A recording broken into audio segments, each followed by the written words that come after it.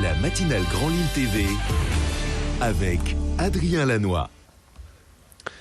Bonjour à toutes et à tous, bienvenue sur Grand Lille TV, 7h30 en direct bien évidemment, l'édition matinale de l'info du Grand Lille en ce mercredi 11 mai avec tout d'abord les prévisions en météo, c'est important. Et un ciel toujours aussi chargé et menaçant aujourd'hui. Ce matin, le temps devrait toutefois rester sec et de belles éclaircies sont même annoncées. Et de nouvelles averses sont annoncées cet après-midi avec même un risque d'orage. Les températures, elles, restent douces avec 22 ou 23 degrés de prévu pour les maximales avant une vraie chute des températures ce week-end. On en reparle dans un instant juste après le journal. La une de l'actualité d'abord en ce mercredi, en bref, c'est ce premier rassemblement en spontané hier soir à Lille, place de la République. Plusieurs dizaines de personnes ont manifesté contre le passage en force du gouvernement pour faire adopter la fameuse et controversée réforme du Code du travail. Aucun incident signalé hier à Lille, contrairement à plusieurs autres villes en France.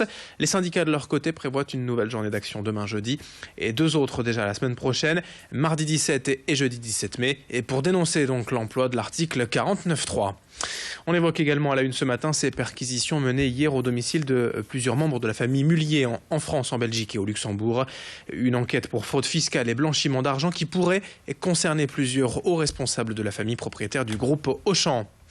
L'actualité en images à présent avec le ras-le-bol des policiers contre les récentes critiques et attaques anti-flics dont ils se disent victimes. Le syndicat Alliance Police appelle ainsi au rassemblement le 18 mai pour exprimer ce mal-être et demander le soutien de l'État et de la justice. Il y a plus d'un an, après les attentats de janvier 2015 contre Charlie Hebdo, les forces de l'ordre en France étaient encensées par la population, mais aujourd'hui, à cause de quelques actes isolés de violence diffusés sur les réseaux sociaux, les policiers se disent de plus en plus stigmatisés. Le syndicat Alliance reconnaît bien un certain débordement, mais insiste sur le fait que ces actes sont rares et ne restent pas impunis. Ils sont surtout fortement véhiculés par Internet et ne reflètent pas du tout le quotidien des policiers. Explication avec le secrétaire régional du syndicat Alliance. Et on vit très mal puisque les collègues, faut pas oublier que on est en état d'urgence, ça veut dire beaucoup plus de travail, avec des heures de travail, des repos qui sont annulés, des missions supplémentaires. Dans le nord de la France, on est bien placé, puisqu'on a quand même ce gros souci avec la frontière franco-belge à tenir, avec les problèmes de terrorisme, les problèmes migratoires, Grande-Synthe et Calais. Et là, l'euro qui arrive, donc ce sont des missions qu'il faut gérer et qu'il faudra gérer encore quelques temps. Et à côté de ça, on a les manifs qui se répètent quasiment quotidiennement. En politique, voilà un an désormais que la droite a repris la présidence du Conseil départemental du Nord. L'occasion pour le Parti socialiste et l'ancien président Didier Magnier de faire le bilan de cette première année. Aujourd'hui, Jean-René Le Cerf, actuel chef du département, a annoncé plusieurs mesures, surtout pour faire des économies, près de 100 millions d'euros par an.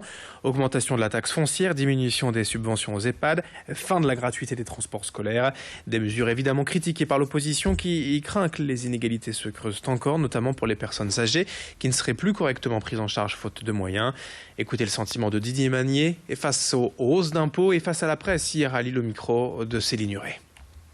Il y a des choix qui sont faits, notamment en termes de fiscalité. Nous avions fait le choix à partir de 2009 de ne pas augmenter la fiscalité. Aujourd'hui, bien qu'ayant fait campagne sur le thème de ne pas augmenter les impôts, il matraque en faisant plus de 25% d'impôts et en plus en ciblant ces impôts uniquement sur les investissements. Alors que nous-mêmes, nous étions pour le maintien au niveau des investissements. Simplement, nous avions fait le choix plutôt que de l'impôt, celui de l'emprunt, pour qu'il n'y ait pas de double peine pour les nordistes. L'actualité en bref, en direct, 7h34 ce matin sur Grand Lille TV. La police municipale de Lille se dote d'une nouvelle unité cynophile. 3 policiers sont déjà opérationnels, 3 autres sont actuellement en formation. Cette brigade canine devrait surtout être affectée aux interventions de nuit pour lutter encore contre la délinquance nocturne dans certains secteurs lillois. La maternité Jeanne de Flandre à Lille, elle, va tester comme 15 autres maternités en France une nouvelle méthode pour le moins originale pour aider les futures mamans à stopper la cigarette. Des bons d'achat de 20 € après chaque consultation en tabacologie. L'étude expérimentale doit durer 2 ans. Dans le reste de cette édition, retour en images sur la 3e édition du salon Jeunes d'Avenir hier au stade Pierre-Mauroy. 7000 visiteurs et 22 000 offres d'emploi en une seule journée, mais aussi l'occasion de découvrir les dernières nouveautés en termes de recrutement et notamment le CV en vidéo. Alors ce n'est pas tout à fait nouveau, mais c'est de plus en plus courant et même incontournable dans certains secteurs. Aujourd'hui, les plateformes professionnelles en ligne comme Viadeo, LinkedIn intègrent parfaitement cet outil. Et des entreprises se sont même spécialisées pour aider les jeunes diplômés à réaliser leur propre CV et vidéo. Comment faire et pour quel avantage ? Explication tout à l'heure à 7h45 lors du prochain quart d'heure. Pour finir ce journal en musique, le double concert événement de l'ONL en hommage à Henri Dutilleux, compositeur français mort en 2013. Hier et ce soir encore, l'orchestre lillois interprète l'œuvre Métabole de Dutilleux, une partition qui fait appel à tous les instruments et timbres de l'orchestre. Henri Dutilleux et le chef de l'ONL, Jean-Claude Casatsu, étaient proches bien évidemment sur scène, mais aussi en privé. Et cet hommage tient donc particulièrement à cœur au chef lillois. Nous avons assisté aux dernières répétitions hier après-midi. Sachez qu'il reste des places pour le concert de ce soir au Nouveau Siècle. Présentation de l'œuvre avec Jean-Claude Casatsu au micro de Céline Huret.